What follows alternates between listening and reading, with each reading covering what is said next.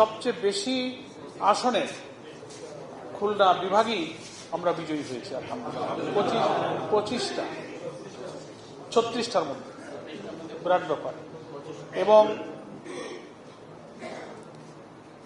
নানান জায়গায় নানান ব্যতিক্রম, কিছু ইঞ্জিনিয়ারিং, যাই হোক এবারের নির্বাচনে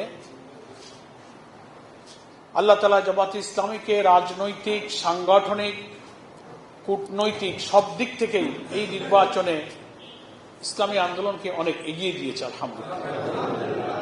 54 বছর তো আমরা এই দিবস পালনই করলাম নাকি বলে, এবং তাৎপর্য নিয়েই আলোচনা করলাম। যত লোক বক্তৃতা করলো, আমরাও করি, সবাই এই কথাটাই বলি যে আজও আমাদের স্বাধীনতার লক্ষ্য অর্জিত হয়নি। লাভটা হল দুনিয়ায় আমাদের অনেক পরে, আমাদের বলতে বাংলাদেশের অনেক পরে স্বাধীন হওয়া, পৃথিবীর অনেক দেশ তারা উন্নত হয়েছে, মালয়েশিয়া, সিঙ্গাপুরের মতো। তাদের মধ্যে কোনো জাতিগত দ্বন্দ্ব, জাতীয় ঐক্যের ক্ষেত্রে কোনো ফাটল, রাজনীতির এমন কোনো ইস্যু দুনিয়ার কোনো উন্নত দেশে নেই। একটা দেশের স্বাধীনতার পরে আবার সেই দেশের মানুষের মধ্যে বিভক্তি, অনৈক্য, বিশৃঙ্খলা, জাতিকে বিভক্ত করার এই রাজনীতি পৃথিবীর আর কোনো দেশে কিন্তু দেখা যায় না।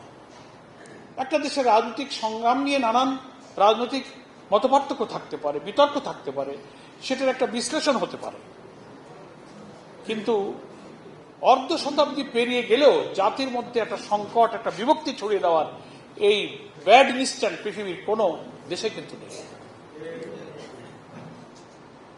দুর্ভাগ্যজনক হলো আমাদের এই প্রিয় জন্মভূমি বাংলাদেশে আমরা এটা কিন্তু দেখতে পাচ্ছি। এর কারণ কি, এটার উপরে আমি কয়েক মিনিট একটু কথা বলতে চাই।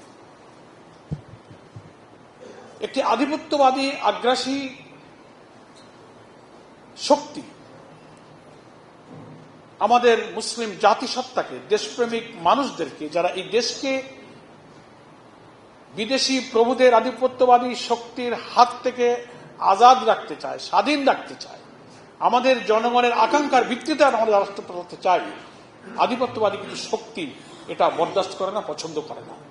তারা মনে করে তাদের ডিকটেশনে চলতে হবে। কথাটা কি আমি বুঝাতে পেরেছি? সেই পরাশক্তি, আধিপত্যবাদী শক্তিগুলো মনে করে তার আশেপাশে যে দেশগুলো আছে এগুলোকে তারা কোনো আলাদা দেশ মনে করে না। তারা এটাকে তাদের একটা অনেকগুলো রাজ্যের মতো আরেকটা রাজ্যের মতো থাকবে, আমরা যা বলবো আমাদের কথায় শুনতে হবে। আর আমাদের দেশের কিছু ব্যক্তি বা কিছু দল আছে, তারা মনে করে যে না, আমরা তো স্বাধীন হয়েছি, আমাদের আলাদা ভূখণ্ড আছে, আলাদা পতাকা আছে, আলাদা জাতীয় সঙ্গীত আছে, আমরা তো স্বাধীন।